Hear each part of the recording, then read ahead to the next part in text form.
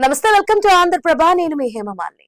విశాఖలో భారీ వర్షాలు కురుస్తున్నాయి. భయంతో వణికిపోతూ ప్రాణాలు అరచేతిలో పెట్టుకుని ఇళ్లను ఖాళీ చేశారు జనం. పునరావాస కేంద్రంలో భయంతో గడుపుతున్నారు. కొండవాలు ప్రాంతంలో ఏం జరుగుతుందనేది అందరికీ ఆందోళన కలిగిస్తుంది.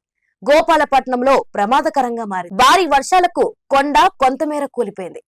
రిటైనింగ్ వాల్ కూలిపోవడంతో రెవెన్యూ, పోలీస్ అధికారులు అక్కడి ప్రజల్ని ఖాళీ చేయించారు. గంటకు కొండ ప్రాంతంలో భూమి కిందకు జారి ప్రమాదం పొంచి ఉండడంతో కొండపైన నివసించే కుటుంబాలను ఖాళీ చేయించారు అధికారులు. ఎమ్మెల్యే ఘనాబాబు కొండవాల ప్రాంతానికి వెళ్లి ప్రజల్ని అప్రమత్తం చేశారు. అధికారులతో సమన్వయం చేసుకుంటున్నారు. ఒక్కో కుటుంబాన్ని సురక్షిత ప్రాంతానికి తరలించారు. కమర్షియల్ కాంప్లెక్స్ లను ఖాళీ చేయించారు. విద్యుత్ సరఫరా నిలిపివేయించారు. 25 నుంచి 30 కుటుంబాలను కొండవాల ప్రాంతం నుంచి తరలించి లక్ష్మీపురం స్కూల్లో ఏర్పాటు చేసిన పునరావాస కేంద్రంలోకి పంపించారు.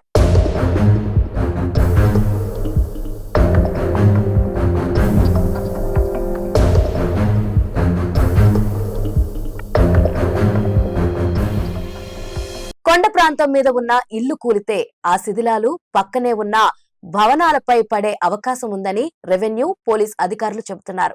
ప్రాణ నష్టం జరగకూడదనే ముందస్తు చర్యలు చేపట్టామన్నారు. కొండవాల నుంచి ఖాళీ చేసిన ప్రజలు కొందరు బంధువుల ఇళ్లకు వెళ్లగా మరికొందరు ప్రభుత్వం ఏర్పాటు చేసిన పునరావాస కేంద్రానికి వెళ్లారు.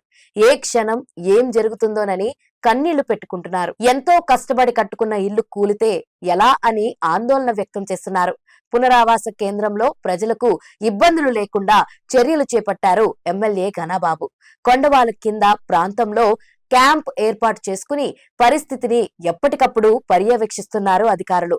కొండపైకి ఎవరూ వెళ్లకుండా హెచ్చరికలు జారీ చేస్తున్నారు.